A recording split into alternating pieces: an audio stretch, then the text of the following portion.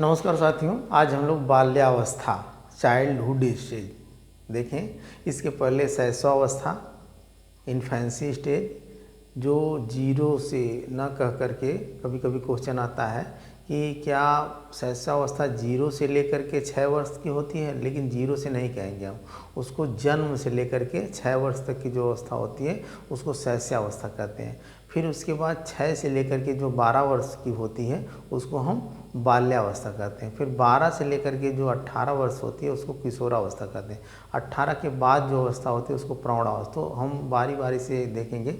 तो बाल्यावस्था के बारे में देखेंगे। बाल्यावस्था में 2 भागों में बांटा गया, एक पूर्व बाल्यावस्था और एक उत्तर बाल्यावस्था। जो पूर्व बाल्यावस्था होती है वो 6 से लेकर के 9 वर्ष तक की होती है, और जो उत्तर बाल्यावस्था होती है वह 9 से लेकर के 12 वर्ष तक होती है। ये भी क्वेश्चन आता है कि पूर्व बाल्यावस्था और उत्तर बाल्यावस्था कितने कितने वर्षों तक की होती है।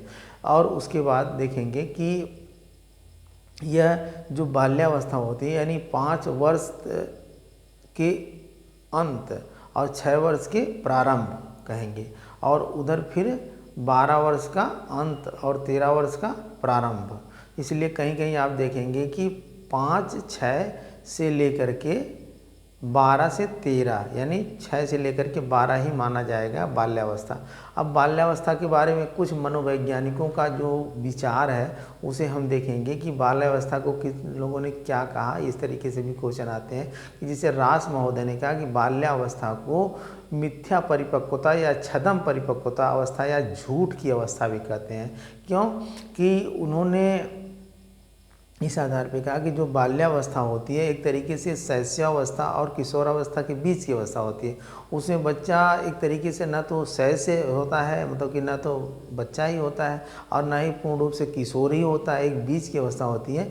और वह जो है अपने आप को नकल एक तरीके से माँ बाप के जो कार्यों को देख करके, जैसे उसके पिताजी बालक है, उसके पिताजी दाढ़ी बना रहे हैं तो बच्चा भी सोचेगा कि मैं भी बड़ा हो गया, मैं भी दाढ़ी बना लूँ। दाढ़ी नहीं रहेगी फिर भी दाढ़ी बनाने का प्रयास। माँ उसकी है, लड़की देखेगी कि साड़ी पहन रही है तो वह भी सोचे कि मैं भी साड़ी पहनने लगूँ। वो तो ये छद्म मतलब मिथ्या झूठी अवस्था है। हालांकि वो ऐसा कर नहीं पाएगी, लेकिन उसको कहेगी मैं भी ऐसा कर लूँगा। लड़का भी कहेगा पापा मैं भी ऐसा कर लूँगा। तो इसलिए रास महोदय ने कहा कि यह छद्म परिपक्वता की अवस्था या मिथ्या परिपक्वता की अवस्था या झूठी अवस्था इसको कहा उन्होंने। दूसरे किलपैट्रिक महोदय ने कहा कि यह बाल्यावस्था प्रतिद्वंद्वात्मक अवस्था है, यानी बच्चा जो है अपने कार्यों को लेकर के, अपने व्यवहार को लेकर के उसके अंदर द्वंद्व चलता रहता है, क्योंकि बच्चा अपने आप को मैच्योर समझता है। अब वो मैच्योर तो है नहीं, क्योंकि शैशवावस्था से अभी निकला है और बाल्यावस्था में गया है। जब किशोरावस्था होती तब मैच्योर होता। तो बच्चा सोचता नहीं मेरा बड़ा भाई है, उसका बड़ा भाई मान लीजिए 15 साल का 16 साल का है, तो वो सोचता है वो कर रहा है तो मैं क्यों नहीं करूँ, उसको पापा इतना दे रहे हैं तो मुझे क्यों नहीं दे रहे हैं। तो उसके अंदर उथल पुथल जो मची रहती है कि मुझे नहीं दे रहे हैं, मेरे साथ गलत कर रहे हैं माँ बाप, भाई बहन, या विद्यालय में इस तरीके से खेल खेल में अगर टीचर बड़े बच्चों को जो 13 साल 14 साल 15 साल के उनको कर रहे हैं, इसको साथ है जो अभी 10 साल का है नहीं खेलने के लिए कर रहे हैं, तो इसके अंदर ये रहता है। तो इसके अंदर प्रतिद्वंद्वात्मक हो रहता है, मतलब कि अपने अंदर द्वंद्व चलता रहता है कि मेरे साथ ऐसा क्यों हो रहा है, क्या मैं ऐसा नहीं कर सकता हूँ। और करने के लिए भी अगर चांस मिलेगा तो इसको अंदर भय बना रहेगा कि लोग क्या कहेंगे अगर कर नहीं कर पाया तो इसीलिए किलपैट्रिक ने कहा कि बाल्यावस्था जो है प्रतिद्वंद्वात्मक अवस्था होती है, यानी एक तरीके से ऊहापोह की अवस्था होती है। फिर उसके बाद कार्ल ब्रूस ने कहा कि यह जीवन का अनोखा काल है। जीवन का अनोखा काल आप समझेंगे, देखिए इसी पर शैशवावस्था को जीवन का स्वर्ण काल कहा गया। इसमें कंफ्यूज होता है, जीवन का अनोखा काल किसे कहा गया, बाल्यावस्था को कहा गया। जीवन का स्वर्ण काल किसे कहा गया, शैशवावस्था को कहा गया। अब अनोखा काल का मतलब कोई चीज़ अनोखी हो, जो बहुत कम मिले किसी को। क्योंकि अगर आपको जीवन में, जैसे किसी भी व्यक्ति या बालक को जीवन में दोबारा फिर कहा जाए कि आप बड़े हो गए हैं, प्रौढ़ हो गए हैं, किशोर हो गए हैं, ये उम्र ज़्यादा हो गई, तो कौन सी अवस्था बार बार लोग पसंद करते हैं, तो बाल्यावस्था। क्योंकि बाल्यावस्था में बहुत आनंद है, खेल की अवस्था होती है, बच्चा बड़ा मौज मस्ती लेता है, उसको थोड़ी बहुत सूझ भी हो जाती है।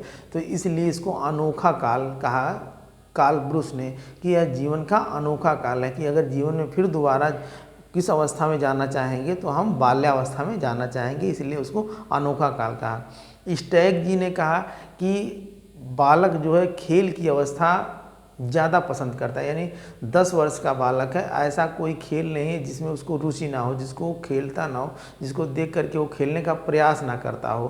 तो इस तरीके से कुछ मनोवैज्ञानिकों के विचार थे जिसे आप जाने।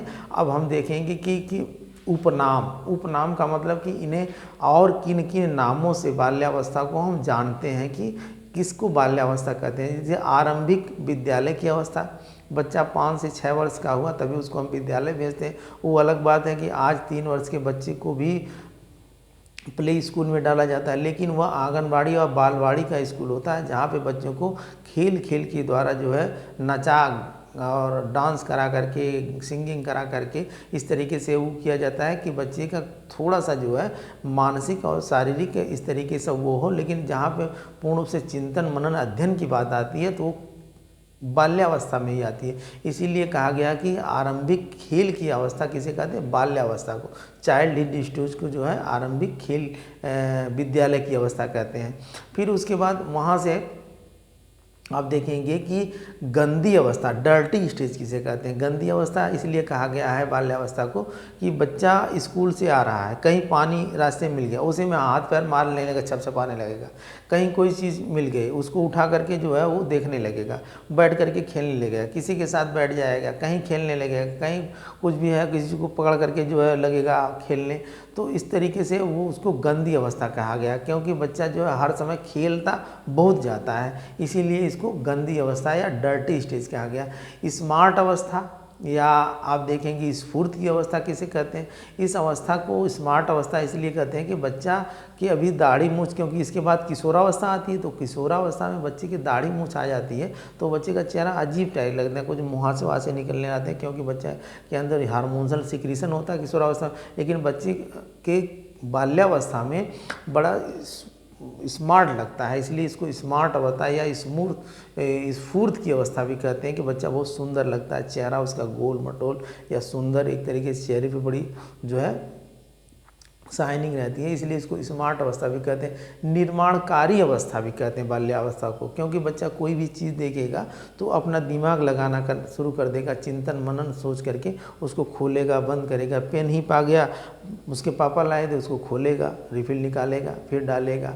बुक लाए तो उसको उलट पलट के देखने लगेगा। कोई भी चीज़ हुई तो इस तरीके से उसको नया करने का प्रयास करेगा। सभी लोग कुछ इस तरीके से कर रहे हैं तो वो सोचेगा मैं ऐसे तरीके से करके दिखा दूँ।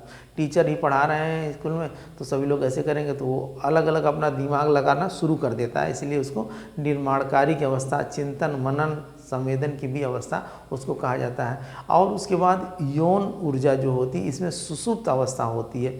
यह जो है यौन ऊर्जा, आप देखेंगे कि फ्रायड महोदय ने कहा कि शैशवावस्था भी यौन की सक्रिय अवस्था होती है, लेकिन बाल्यावस्था में यौन की निष्क्रिय अवस्था और फिर किशोरावस्था में यौन की जो है सक्रिय अवस्था हो जाती है। तो यहाँ पे जो है यौन कि निष्क्रिय अवस्था इसको कहते हैं, किसमें, बाल्यावस्था को। फिर यह टोली या समूह की अवस्था इसको कहते हैं। अब यही क्वेश्चन आता है क्या गैंग की अवस्था है, गैंग की अवस्था आपको किशोरावस्था में होगी, लेकिन टोली या समूह की अवस्था, बच्चा जब खेलने जाता है बाल्यावस्था में एक टोली बना लेता है, कोई भी पढ़ने जाएगा अपने एक दोस्त बना लेगा, यानी लड़का लड़के के साथ ग्रुप बनाएगा और लड़की लड़की के साथ ग्रुप बनाएगी, इसीलिए इसको समूह या टोली की अवस्था कहते हैं। लेकिन यहीं आप देखेंगे जब गैंग अवस्था आती है जो किशोरावस्था में होती है तो बच्चा यानी लड़का लड़की के साथ ज़्यादा मिलने का प्रयास करता है, एक समूह बनाने का प्रयास करता है, और लड़की लड़के के साथ ज़्यादा अट्रैक्ट होती है, किसमें, किशोरावस्था में।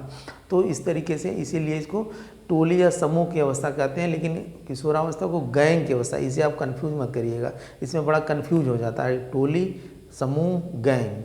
तो इसके बाद होता है वैचारिक क्रिया की अवस्था। अब वैचारिक क्रिया की अवस्था कार्य क्रियाकरण में यानी क्रियाकरण में संबंध को स्थापित करने लगता है, उसके अंदर वैचारिक हो जाता है। जैसे आप शैशवावस्था देखेंगे, कोई भी माता पिता हो अपने बच्चों को बहका देते हैं, जैसे कोई सामान है, पैसा ही है, बच्चा पॉकेट से निकाल लिया, उसको लेकर कहेंगे अरे ले गई बिल्ली, और उसके बाद छिपा लेंगे इस पॉकेट में उस पॉकेट में या पीछे छिपा लेंगे, तो बच्चा सोचता हो सकता है बिल्ली ले गई हो, समझ नहीं पाता। लेकिन इसमें जो है बच्चा समझ जाता है कि पापा बेवकूफ़ बना रहा है, पापा झूठ बोल रहा है। तो और कार्य क्रिया में संबंध स्थापित करने की अवस्था को इसको कहते हैं। फिर मूर्त संक्रियात्मक अवस्था। मूर्त संक्रियात्मक अवस्था बच्चा कोई चीज़ देख करके उसके बारे में समझ स्थापित कर लेता है कि ये चीज़ छोटी है, बड़ी है, लंबी है, मोटी है, चौड़ी है, जो भी है उसके मूर्त चीज़ों को देख करके उसके बारे में वो अपने अंदर समझ स्थापित कर लेता है। खेल की अवस्था भी इसे कहते हैं। खेल की अवस्था बच्चा इस समय ज़्यादा खेल, यानी स्टैग ने कहा ना कि 10 वर्ष का बालक ऐसा होता है जो हर खेल को वह लाइक करता है। जीवन का अनोखा काल, आप देखिए जीवन का अनोखा काल जो है कार्ल ब्रूस ने कहा ही था कि ये जीवन का अनोखा काल होता है। मतलब कि बच्चा उसी अवस्था में, अगर किसी से कहा जाए कि कौन अवस्था सबसे अच्छी है तो ये बाल्यावस्था। इसे आना संग्रहण की अवस्था, इस अवस्था में बच्चा जो है, जैसे कि कोई विद्यालय जा रहा है बालक जो 6 से लेकर के 12 वर्ष तक का है, अक्सर आप उसको बैग में देखेंगे तो बहुत सारी पेन रखा रहेगा, बहुत सारे छोटे छोटे चित्र रखा रहेगा, बहुत सारे भगवान के फोटो रखा रहेगा, बहुत सारे जो है खिलौने रखा रहेगा। यानी जो कुछ भी पाएगा तुरंत बैग में रख लेगा, जो कुछ भी पाएगा पॉकेट में रख लेगा। तो संग्रहण करने की अवस्था कौन सी अवस्था होती है? आपकी बाल्यावस्था होती है। रुचि परिवर्तन की अवस्था, बाल्य के अंदर बहुत ज़्यादा रुचि भी परिवर्तन होती है। कभी अपने दोस्तों के साथ में रुचि लेगा, कभी अपने उसके परिवार के कोई मम्मी पापा वहाँ रुचि लेगा, कभी रिश्तेदार आ गए वहाँ रुचि लेगा, कभी खेल में रुचि लेगा। तो इसके रुचि परिवर्तन की भी अवस्था कहते हैं। और उसके बाद झूठ बोलने की अवस्था अगर कहेंगे तो इसी को कहेंगे झूठ बोलना, चोरी करने की अवस्था जो बाल्य अवस्था होती है। अधिकतर भाई बहनों में जो झगड़ा होता है इसी बाल्यावस्था में ही होता है। भाई बहनों में झगड़ा होने की अवस्था को ही बाल्यावस्था में ही होता है। और निरुद्योग से भटकने की अवस्था जो होती है, जैसे बच्चा दिन भर घूम रहा है, 10 वर्ष का बालक है, 11 वर्ष का बालक है, कहीं घूम रहा है, किसी के साथ घूम रहा है, उसको कोई अपने वो नहीं है कि पापा क्या कहेंगे, भले से घर पिटाई हो तो निरुद्योग से ही भटकता रहेगा। उसका कोई ये नहीं कि हाँ इस काम से जा रहे हैं और हमको जाना चाहिए या नहीं जाना चाहिए। वो किसी के साथ खेल रहा है, खेल ही रहा, दिन भर खेल रहा है, खाने पीने का उसको ख्याल नहीं है। तो इसी तरीके से निरुद्योग से भटकने की अवस्था भी इसको कहते हैं। तो इस तरीके से ये यहाँ पे कुछ हम राइट भी कर दिए हैं, इसे आप देख लेंगे, वैसे हम समझा दे रहे हैं, आप लोगों को समझ में आ गया होगा। तो इस तरीके कौन कौन सी अवस्था, यही सारे क्वेश्चन बनते हैं। फिर इसकी कुछ विशेषताएं जो कैरेक्टरिस्टिक्स हैं इसमें देख लेंगे। इसमें क्या है कि बच्चे का मानसिक विकास जो की गति धीमी हो जाती है। आप ये जान गए होंगे, मैंने बताया था कि शैशवावस्था जो इन्फेंसी स्टेज होती है उसमें लगभग 3 वर्ष का जो बालक होता है उसके 50% मानसिक विकास हो जाता है। जब 6 वर्ष का बालक होता है तो उसका 90% मानसिक विकास हो जाता है। और फिर 16 से 17 वर्ष की अवस्था में बच्चे का जो 10% मानसिक विकास बचा रहा था वो भी हो जाता है। तो इसमें मानसिक विकास की गति धीमी हो जाती है। व्यवहार में परिवर्तन जो होता है और उसके व्यवहार की जो चंचलता होती है उसमें वह कमी आ जाती है। बहुत यानी शैशवावस्था का बालक बहुत चंचल रहेगा और इसमें उसकी चंचलता में कमी आ जाती है। बच्चा संवेदनशील हो जाता है, बच्चा चिंतन मनन स्मरण करने लगता है किसी चीज़ को देख करके। तो इस तरीके से ये सारी अवस्थाएं हैं, यहाँ आप देख लेंगे। आत्मनिर्भरता आ जाती है। आत्मनिर्भरता का मतलब बच्चा अपने से स्नान करने लगेगा, बच्चा अपने से खाना लेकर के खा सकता है, बच्चा अपनी किताबों को अच्छे से रख सकता है, बच्चा टिफ़िन पैक कर सकता है, बच्चा कुछ भी आना जाना हो, कहीं भी किसी से बात करना हो तो थोड़ा बहुत उसके अंदर ये संज्ञान आ जाती है कि हमारे बड़े हैं तो इनको आने के बाद पानी देना चाहिए, इनकी रिस्पेक्ट करनी चाहिए, अपने छोटे से कैसे बात करनी है, बड़े से कैसे बात करनी है। इसमें वो धीरे धीरे इस बात को समझने लगता है ये हमारे बड़े हैं, भैया है तो भैया कहना है, अंकल है तो अंकल कहना है। तो इस तरीके से चिंतन मनन तर्क स्मरण करने की क्षमता उसके अंदर हो जाती है। कार्य कारण संबंध स्थापित करना वही चीज़ें हैं कि बच्चा को आप बेवकूफ़ नहीं बना सकते। इस अवस्था में बच्चा जो है समझ जाता है कि मेरे मम्मी पापा मुझे से झूठ बोल रहे हैं कि सही बोल रहे हैं। वो आप किसी बात को कह रहे हैं तो बच्चा ये समझ जाएगा कि हाँ पापा सही नहीं कह रहे हैं, इस बात को झूठ कह रहे हैं, इनके पास पैसा है, झूठ में कह रहे हैं कि पैसा नहीं है, बहाना कर रहे हैं, मम्मी को वो भी पैसा दिए थे कल और मुझे देने के लिए कह रहे नहीं। तो उस तरीके से वो उस चीज़ को समझ जाता है और फिर उसको रचनात्मक कार्य करता है, नए नए कार्य करने की उसके अंदर जो है प्रवृत्ति होती है, नए नए कार्य करने का प्रयास करता है वो बच्चा इस अवस्था में। और आप देखेंगे कि इस अवस्था में कार्य करना और संग्रहण करने की सामाजिकता और नैतिकता जो है उसमें बच्चे के अंदर में वृद्धि होती है। अब देखेंगे कि बच्चा जो शैशवावस्था वो सामाजिक नहीं होता है, वो नैतिक नहीं होता है, लेकिन इस अवस्था में बच्चा जो सामाजिकता आने लगती है, बच्चा परिवार में जाता है, बच्चा समाज में जाता है, बच्चा विद्यालय जाता है, बच्चा रिश्तेदारी वगैरह जाता है, तो देखता है कि बड़े लोग कैसे व्यवहार कर रहे हैं, छोटे से साथ कैसे व्यवहार करना है, कहाँ बैठना है, कोई आ गया तो उसको चेयर ले जाके दे देना है। तो नैतिकता की बात, सामाजिकता की बात, कौन गलत बोल रहा है, कौन गाली दे रहा है, कौन झगड़ा कर रहा है, तो ये सारी चीज़ें उसके दिमाग में आने लगती हैं। हाँ कि यार गलत है, ये गलत थे, ये अच्छे थे, ये अच्छे नहीं हैं। तो ये सारी चीज़ों के अंदर उसके अंदर समझ आने लगती है। संग्रहण की प्रवृत्ति, वही बच्चा कहीं भी जाएगा जो चीज़ उसको पसंद लगेगी, मेला हो गया, चाहे विद्यालय हो गया, चाहे उसके दोस्त यार हो गए, तो उस चीज़ को अधिक से अधिक संग्रहण, विद्यालय के बैग में उसकी जो है बहुत सारे सामान रहेगी, जो उसकी एक्स्ट्रा सामान रहेगी, पेन 10-10 ठो 55 ठो पेंसिल, रबड़, ड्राइंग बॉक्स वगैरह सब कुछ रखा रहता है उसमें जो है। तो संग्रहण करने की प्रवृत्ति रहती है, यौन ऊर्जा सुसुप्त हो जाती है इसमें।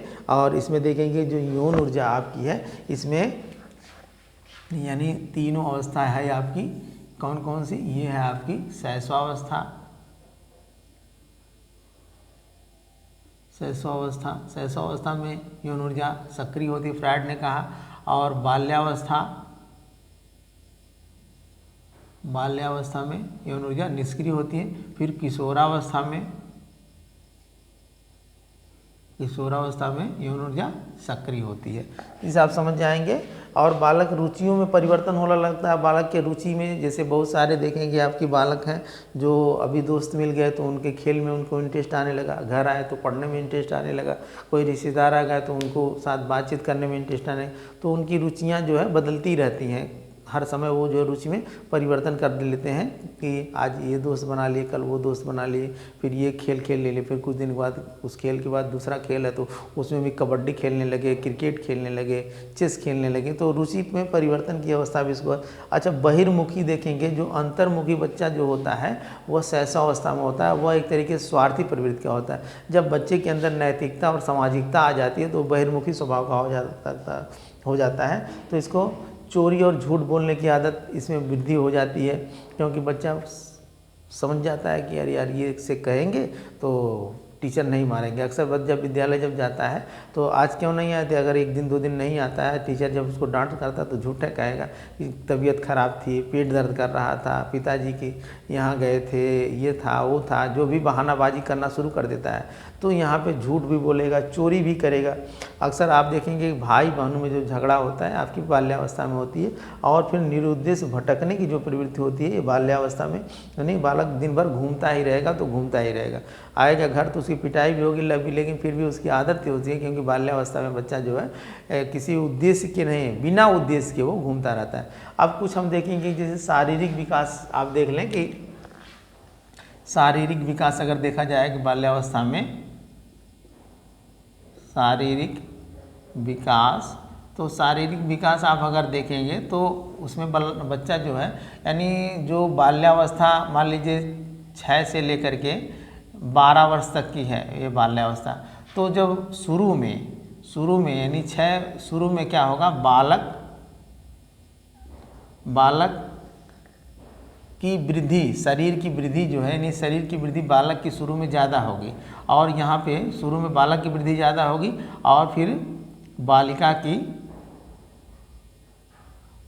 की कम होगी। फिर उसके बाद यहाँ पे जब 12 वर्ष तक आते क्या होगा कि बालक की वृद्धि कम हो जाएगी और बालिका की अधिक हो जाएगी। तो इसमें आप देखेंगे कि जो बच्चा होगा यहाँ पे 6 से लेकर के 12 वर्ष तक की जो अवस्था होगी, यहाँ पे बालक शुरू में 108 सेंटीमीटर का रहेगा और बालिका 107 सेंटीमीटर की रहेगी। और फिर यहाँ पे बालक जो है यहाँ 138 और ये 139 सेंटीमीटर की हो जाएगी, यानी जो लंबाई में वृद्धि, लंबाई इसको देखेंगे, लंबाई में जो होगी, लंबाई में यानी शुरू में बालक की लंबाई ज़्यादा होगी, 138 सेंटीमीटर होगी, बालिका की 137 सेंटीमीटर होगी, लेकिन 12 वर्ष तक आते यानी बाल्यावस्था के लास्ट में बालक 138 सेंटीमीटर का होगा और बालिका जो है 139 सेंटीमीटर की हो जाएगी। इस तरीके से आप देखेंगे यहाँ ये जो हो जाएगी। फिर उसके बाद आप देखेंगे कि बहुत सारे परिवर्तन हो, जैसे हृदय की धड़कन को ही आप देख लें। हृदय की धड़कन